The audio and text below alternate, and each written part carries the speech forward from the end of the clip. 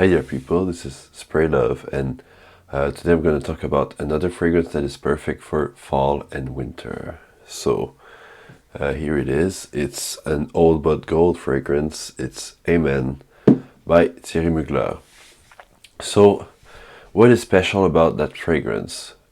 Actually, pretty much everything is special about that fragrance because it is a generic, very mainstream release by a designer, Thierry Mugler, in a time where probably the most popular male fragrance was Le Male by Jean-Paul Gaultier, which is a terrific fragrance.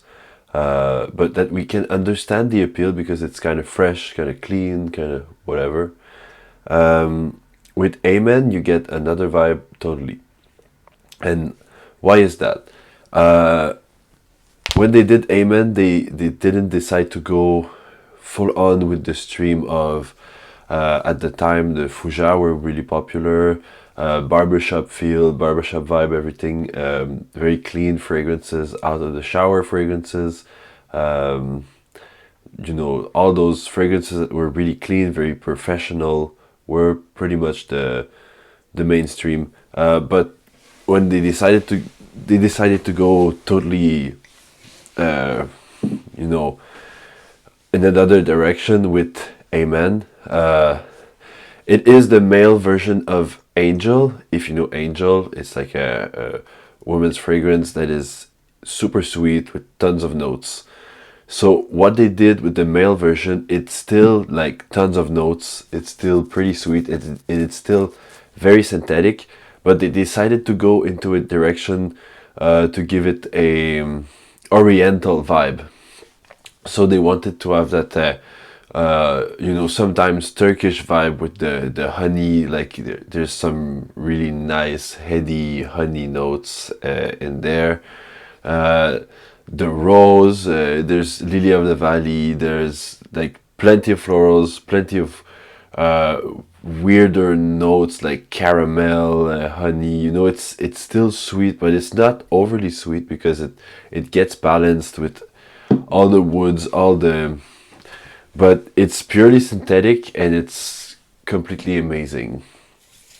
I sprayed some on some paper here just to remind me of the smell.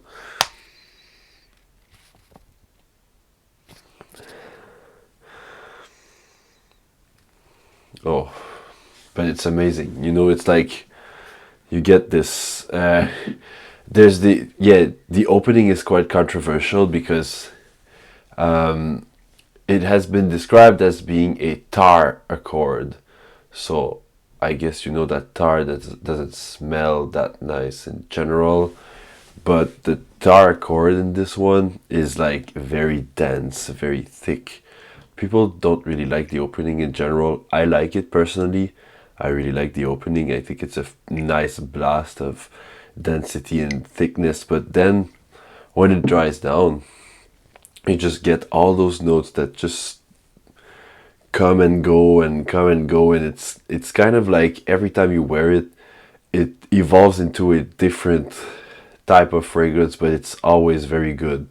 I was never disappointed wearing Amen, and I recharged it once, so I used the full bottle, and oh yeah, if you don't know how to recharge it, you need to take off the head and then push the star and try not to break anything. You need to push on that star here.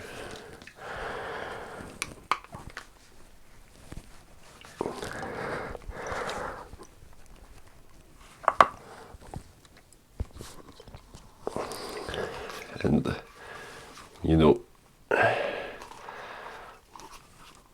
push it, and it eventually comes off, and it gives that little bottle. You can only use that bottle if you want, but anyway, this is a refill. So then whenever you buy a new refill, you can put it back in.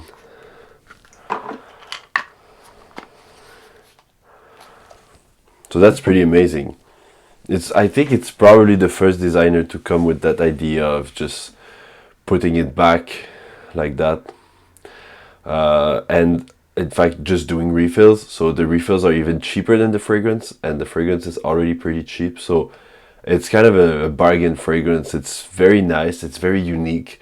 Everyone pulls it off differently. It reacts to skin very well because everyone has got their own scent with that fragrance.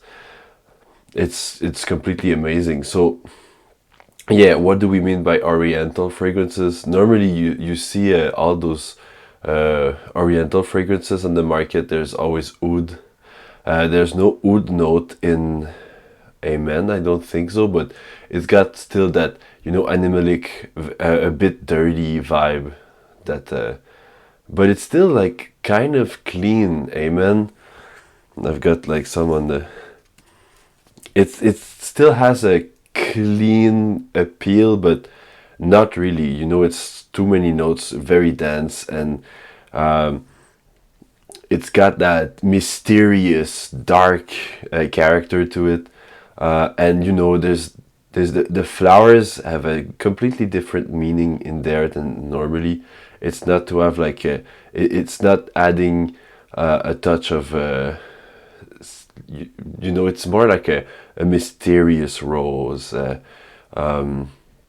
mysterious lily of the valley. It's very like all those notes that you can see in a darker perspective, and it's really really nice. It has like some high like sex appeal too. It's very sexy, I think, very dark and mysterious. Dark and mysterious is always kind of sexy, so that one doesn't break the rule for that.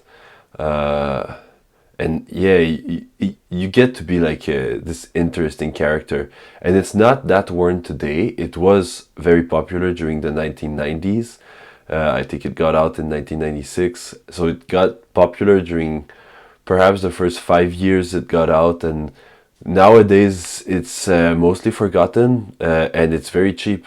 So, and also it reacts so differently to everyone that wears it that I mean I've seen some people wearing that, and I was like, what are you wearing? And they were like, amen. I was like, oh, now I get it, but whoa, okay, it doesn't smell the same as when I wear it or when I tested on other people.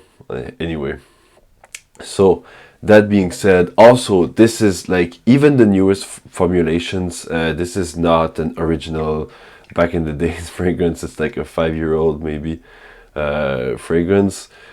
Even the newest formulations and even it's a refill, so perhaps not as old as that, but even the newest formulation lasts a long time, and they project like frenzy. You can easily fill rooms, and the atomizer does like a two spray thing, and that's really nice, but you must be aware of that because it sprays a lot. It's like a double spray every time. So, and if you spray a lot, you're gonna fill rooms with it, and it lasts a long time, and it evolves. It's not very constant. It has a story in itself, and you need to discover the arc that it does, and it's so magnificent. And every step of the fragrance is amazing for me. Maybe like test it. It's definitely not a blind buy. Test it before you buy it, but if you like it, you're gonna feel that nice arc, that storyline of that fragrance is amazing. Anyway, spread love and spray love. Bye bye.